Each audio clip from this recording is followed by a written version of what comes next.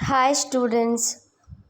Now we are going to be discuss the second topic in fourth unit, that is interrupts. Means the name itself specifies interruption, a disturbance. Okay. So let us discuss in detail the definition. Okay. So there are many situations where other tasks can be performed while waiting for an input and output device to become ready. Okay, so in meanwhile in the waiting time another tasks also waiting list. Okay, so that means here input and output device is a resource. Okay, we are sending a request. Okay, if it is in waiting position, so we need to wait until it become normal state, that is available state. Okay, a hardware signal called an interrupt will alert the processor when an input and output device become ready. So, in hardware signal sends a interrupt signal to a processor. Okay, so the status of that is the input and output device is available. Okay, interrupt signal is sent on the interrupt request line. Sorry, so in previous address lines, data lines, control signals are there na, like that here interrupt signal is sent on the interrupt request line. Okay, so the processor can be performing its own task without the need to continuously check the input and output devices. Okay, so the routine executed in response to an interrupt request is called as ISR, interrupt service request. Sorry, interrupt service routine. Okay, so the processor can performing its own task without the need to continuously check the, means there is no need to check continuously input and output device. Okay, automatically the interrupt signal or the hardware sends interrupt signal to a processor. What is the status of the input devices? So there is no need to check. Okay, each and every time input and output device inbuilt in default, hardware sends a request. Okay, hardware sends a signal, that signal called as a interrupt. Okay, so the processor must inform the device that its request has been recognized by sending a interrupt signal. So once it sends a interrupt request to a input and output device, okay, it waits until it get an interrupt acknowledgement. Okay, generally in normal situation, if you send a mail or if you send a message to any another person, we will wait until we get a written message. So that written message is called as acknowledgement. So then we understand what is the status of that outside. Okay, so that's why it waits, it will waits up to interrupt acknowledgements get. Okay, so for example, if you take a compute and print routines, routines are nothing but programs only. Okay, see here, in I plus 1th position interrupt rises. So this is the explanation of the above program. So the processor first completes the execution of the instruction I. Okay, then the processor loads the PC with the address of the first instruction of the ISR. Okay, then after the execution of the ISR, the processor has to come back to instruction, that is I plus 1. So after finishing the ith instruction execution, then next procedure is the I plus 1th instruction is there. Okay, so therefore when an interrupt occurs, the current content of PC is put in a temporary storage location. Why means here interrupt rises, so that's why the current, whatever the current data of PC, that is going to be stored in a temporary storage location. Why? Because means after coming back, okay, after finishing the interruption, okay, then we get the data. So where we get the data means the help of temporary storage location. Okay, a return at the end of ISR reloads the PC from the temporary location. So after finishing the interruption, after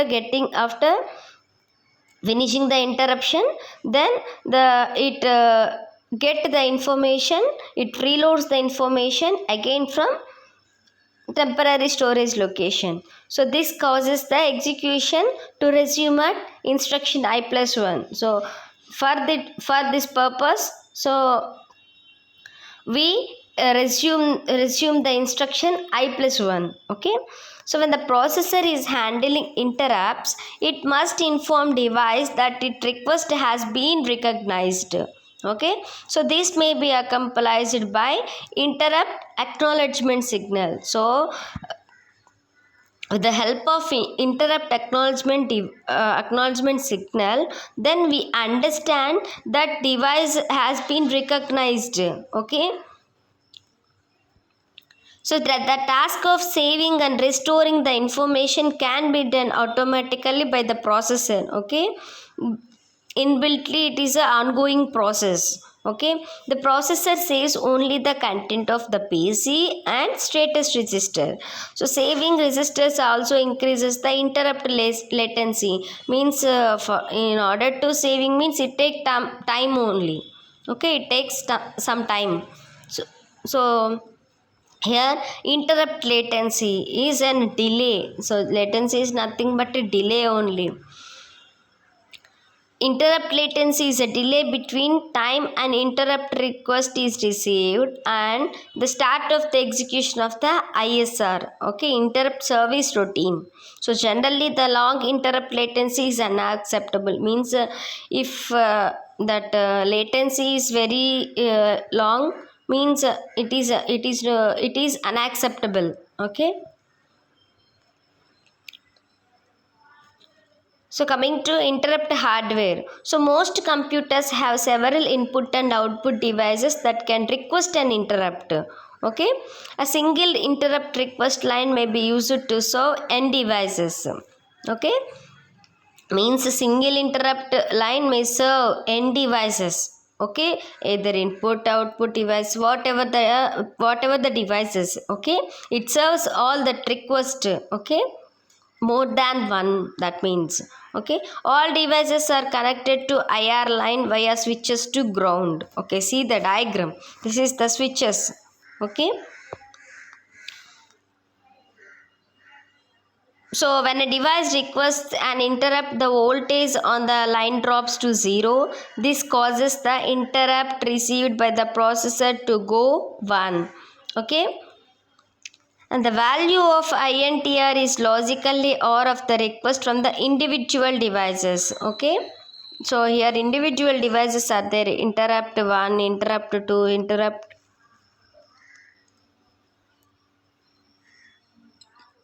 n, and so on. That means why we write this equation like this means one interrupt request to send n number of to serve n number of devices. That's why here write this equation like that. A special gates known as open collector or open drain. So here open collector or open drain are used to drive interrupt line. Okay, INTR line. So in order to handle the INTR line, here we used open drive. Okay, or else open collector. Okay, the output of the open collector controller is equal to switch to the ground, that is open when the gate input is 0 state and closed when the gate input is 1 state. Okay, if it is a 0, it is an open state. Okay, if it is a 1, it is in a closed state.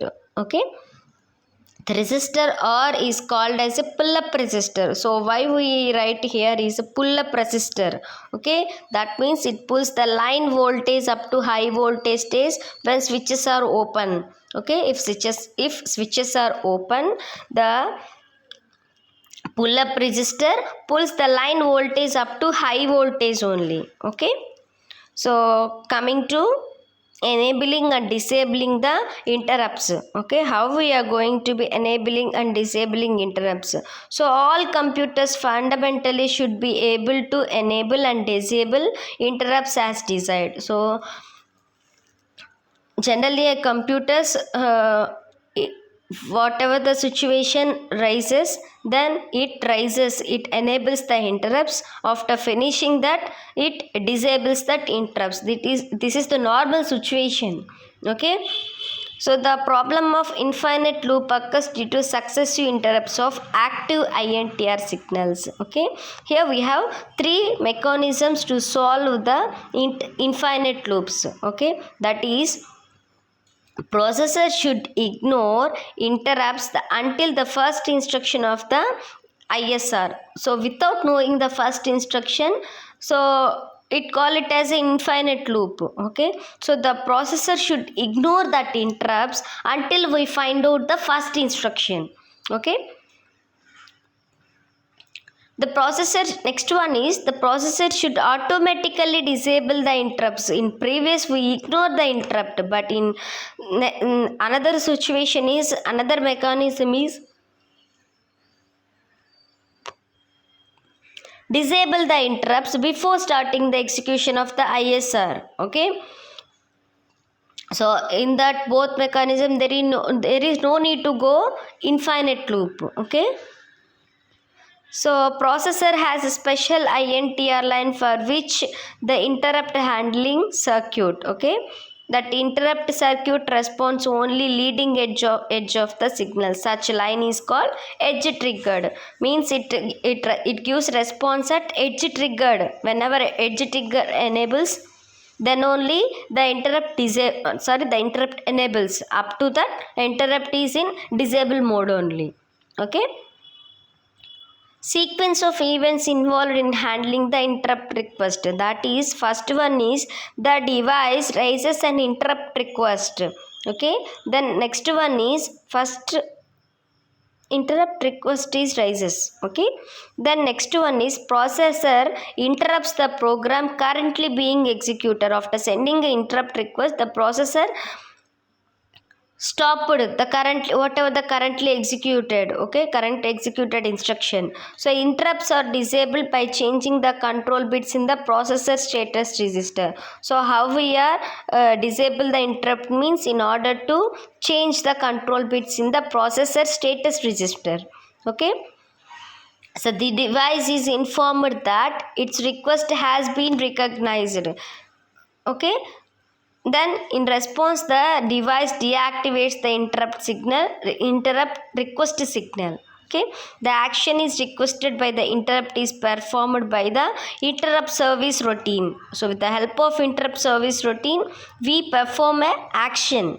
Okay, whatever the request by the interrupt. So interrupts are enabled and execution of the interrupted program is resumed. Okay, coming to handling multiple devices. So while handling multiple devices, the issues are concerned. That is, how can the processor recognize the device requesting an interrupt? Okay, in order to handling multiple devices, so many problems arises. That is, how can the processor recognize the device requesting an interrupt? Okay, next one is, how can the processor obtaining the starting address of the appropriate ISR? Okay, next one is, should a device be allowed to interrupt the processor while another interrupt is being serviced? Okay, next one is, how should two or more simultaneous interrupt requests are handled?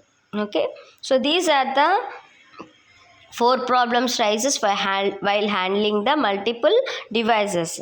Okay, so coming to polling, so information needed to determine whether the device is requesting interrupt is available in status register.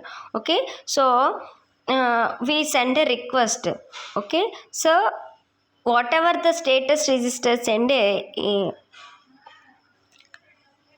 request, so we got whether the information is needed. Okay, information is needed to determine whether the device is requesting interrupt, means status register specifies the interrupt that input and output device. So whatever the request to send out input and output device, we find out the information.